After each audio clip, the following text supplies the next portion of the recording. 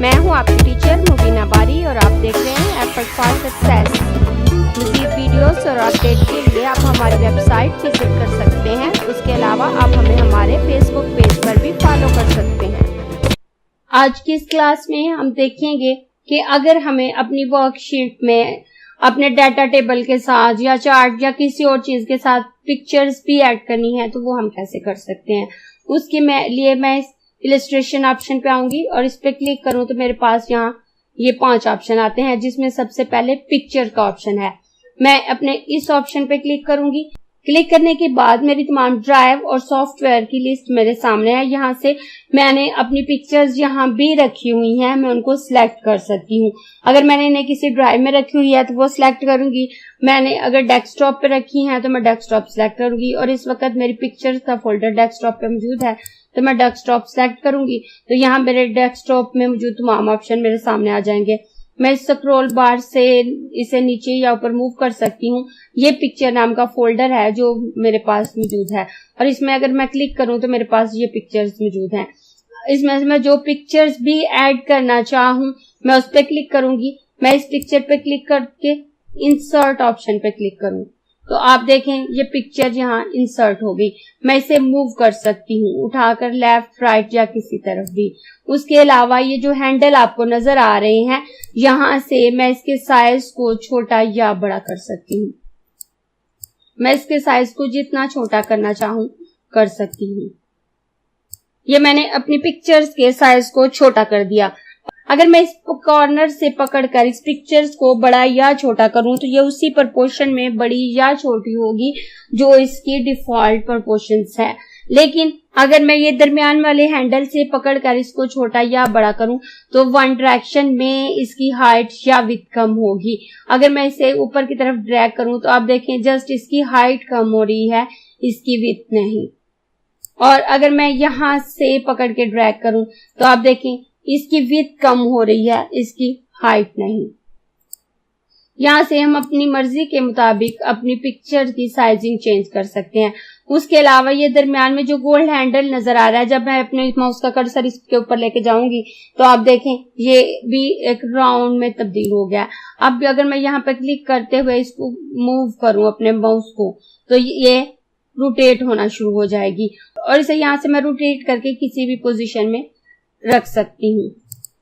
और जैसे ही मैंने ये पिक्चर ऐड की है मेरे पास फॉर्मेट नाम का टैब आ गया है।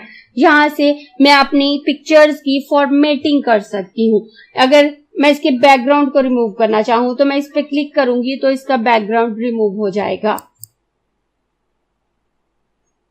आप देखें इसका बैकग्राउंड रिमूव हो गया और मेरे पास थोड़ी सी पिक्चर रह गई। और मैं कंट्रोल जी करके वापस आती हूँ।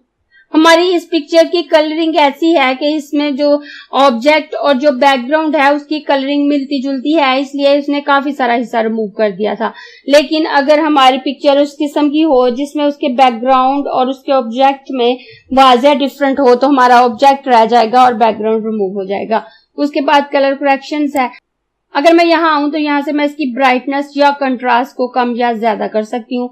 आप देखें मैं यहाँ जो डिफरेंट ऑप्शन दिए हुए हैं उसमें से जैसे जैसे मैं ऑप्शन चेंज करती जा रही हूँ वैसे वैसे इसका इफेक्ट चेंज होते जा रहे हैं और जो इफेक्ट मुझे ज्यादा अच्छा लगेगा मैं उसके मुताबिक इसको चेंज कर सकती हूँ। उसके बाद नेक्स्ट कलर्स है तो यहाँ से मैं अपनी पिक्चर्स के कलर को चेंज कर सकती हूँ। आप देखें मैं जिस भी कलर पे माउस के कर्सर को लेके जा रही हूँ मेरी पिक्चर का कलर उसी के मुताबिक चेंज हो रहा है और अगर मैं इस कलर पे क्लिक कर दूं तो ये इसी कलर में चेंज हो जाएगी। उसके बाद डिफरेंट इफेक्ट हैं तो यहाँ से मैं अपनी पिक्चर्स पे डिफरेंट इफेक्ट अप्लाई कर सकती हूँ। इफेक्ट को वाज़ेह तौर पे दिखाने के लिए मैं कंट्रोल जी से अपनी पिक्चर्स को वापस ओरिजिनल हालत में ले आती हूँ और इफेक्ट पे आती हूँ तो आप देखें यहाँ पे डिफरेंट कलर इफेक्ट दिए हुए हैं। इसमें से जिस भी ऑप्शन पे मैं अपने माउस का कर्सर लेके जा रही हूँ वो इफेक्ट मेरी पिक्चर्स पे अप्लाई हो रहे हैं और यहाँ से मैं इसे डिफरेंट इफेक्ट अपनी मर्जी से दे सकती हूँ। उसके बाद ये नेक्स्ट ऑप्शन जो आपको नजर आ रहा है ये कंप्रेस पिक्चर्स है। अगर मैं इस पे क्लिक करूं और क्लिक करने के बाद यहाँ से मैं इसके साइज को रिड्यूस कर सकती हूँ, इसके साइज को छोटा कर सकती हूँ और यहाँ डिफरेंट ऑप्शन मौजूद है।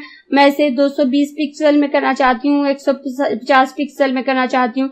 यहाँ से जो भी ऑप्शन सिलेक्ट करके मैं ओके करूंगी मेरी पिक्चर उसी साइज में रिड्यूस हो जाएगी।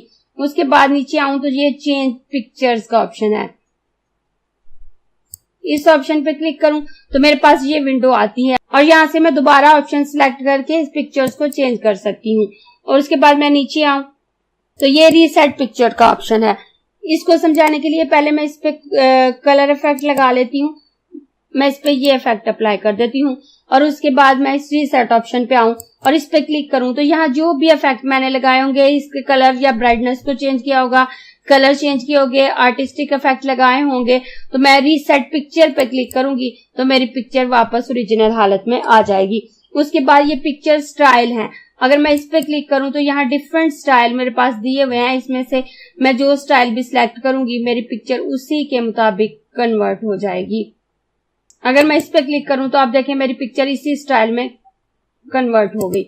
उसके बाद नेक्स्ट हमारे पास पिक्चर्स बॉर्डर का ऑप्शन है। अगर मैं इस पे क्लिक करूं तो यहाँ डिफरेंट कलर मौजूद हैं। इसमें से मैं जिस कलर में चाहूं अपनी पिक्चर से बॉर्डर को चेंज कर सकती हूँ।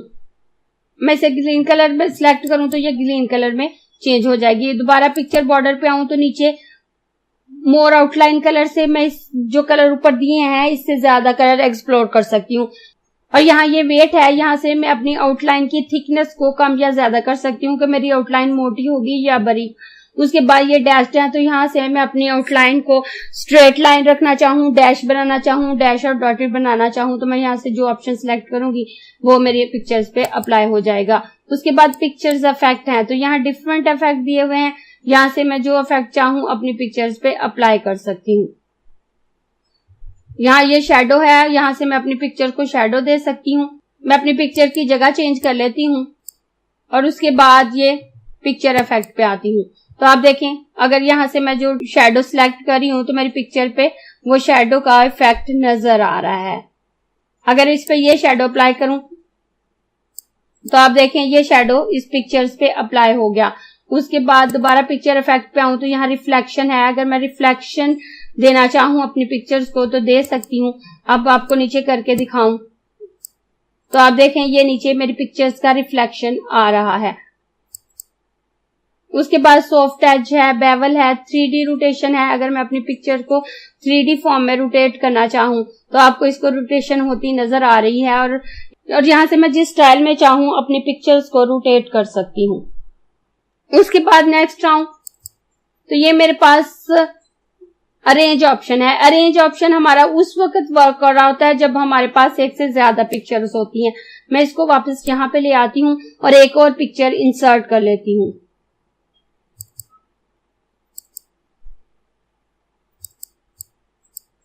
और इसके साइज को सेट कर लेती हूँ और इसको यहाँ पे सेट करती हूँ। अब जैसे ही मैंने दूसरी पिक्चर ऐड की है मेरे पास ये तमाम ऑप्शन शो हो गए हैं। अब मैं अपनी इस पिक्चर को सिलेक्ट करूंगी, उसके बाद शिफ्ट प्रेस करते हुए अपनी इस पिक्चर को सिलेक्ट करूंगी और इस ऑप्शन पे आऊंगी तो यहाँ मेरे पास दो ऑप्शन है, ब्रिंग फॉरवर्ड और ब्रिंग फ्रंट। अगर मैं इसे पीछे भेजना चाहती हूँ तो मैं इस पे क्लिक करूंगी तो आप देखें ये मेरी पिक्चर इसके पीछे चली गई, इतनी पिक्चर हाइड हो गई। और ये मैं दोबारा अगर इस ऑप्शन पे आऊं और इसे ब्रिंग फ्रंट करूं तो आप देखें ये मेरी पिक्चर्स आगे आ गई।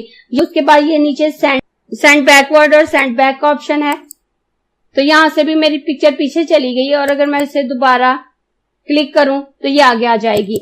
और उसके बाद मैं इसे दोबारा सिलेक्ट करती हूँ और ये सिलेक्शन पेन है। यहाँ पे मेरे पास जितनी पिक्चर्स होंगी मैंने जिनकी सिलेक्शन की होगी वो मुझे यहाँ शो हो रही होती हैं और यहाँ से मैं देख सकती हूँ कि मेरे कितने ऑब्जेक्ट सिलेक्टेड हैं। उसके बाद ये अलाइन ऑब्जेक्ट है, अगर इस पे क्लिक करूं तो मैं इन्हें लेफ्ट अलाइन करना चाहूं तो ये मेरी लेफ्ट अलाइन हो जाएगी।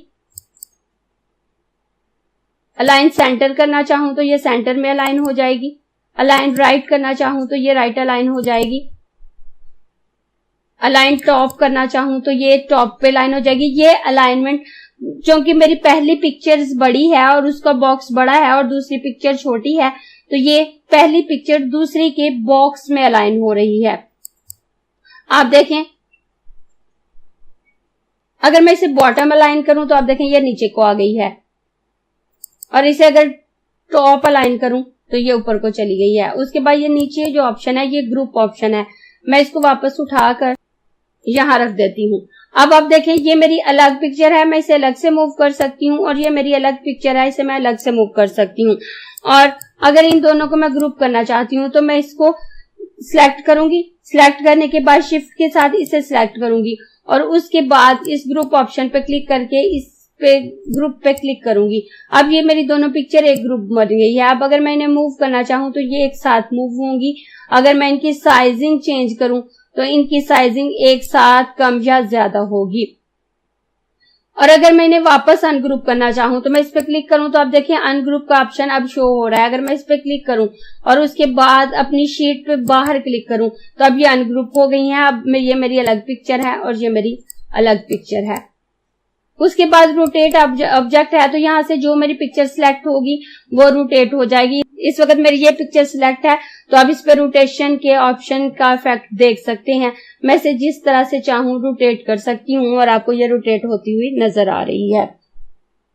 उसके बाद नेक्स्ट क्रॉप ऑप्शन है, तो इसकी मदद से मैं अपनी पिक्चर्स को काट सकती हूँ, और अगर इसे किसी खास शेप में क्रॉप करना चाहूँ तो वो भी कर सकती हूँ। अगर मैं इसे किसी शेप में क्रॉप करना चाहूं, मैं इसे इस हार्ट में क्रॉप करना चाहूं तो मैं इस पे क्लिक करूं तो आप देखिए मेरी पिक्चर इस हार्ट शेप में क्रॉप हो गई। उसके बाद ये नीचे हाइट और विड्थ को ज्यादा करने के लिए सबसे ऊपर ऑप्शन है शेप हाइट। अगर मैं इस पे क्लिक करूं तो हर क्लिक के साथ मेरे शेप की हाइट ज्यादा होती जाएगी, और नीचे शेप की विड्थ है, अगर मैं इस पे क्लिक करूं तो हर क्लिक के साथ मेरी शेप की विड्थ ज्यादा होती जाएगी, और अगर मैं नीचे क्लिक करूं तो हर क्लिक के साथ मेरे शेप की विड्थ कम। और ऊपर जो हाइट का ऑप्शन है, अगर उस पर क्लिक करूं तो हर क्लिक के साथ इसकी हाइट कम हो जाए। इस तरह से जो भी पिक्चर मैं इसमें ऐड करूं उसे मैं अपने अंदाज से उसकी मॉडिफिकेशन कर सकती हूं, और उसे मैं मजीद खूबसूरत अंदाज में अपनी वर्कशीट में यूज कर सकती हूँ। अगर आपको ये क्लास पसंद आई है तो लाइक कीजिए, अपने दोस्तों के साथ शेयर भी कीजिए ताकि वो भी सीख सके। आप अपने क्वेश्चंस और व्यूज नीचे कमेंट बॉक्स में लिख सकते हैं, और अगर आपने चैनल सब्सक्राइब नहीं किया तो प्लीज सब्सक्राइब कीजिए ताकि आपको आने वाली वीडियोस का नोटिफिकेशन फौरन से मिल सके।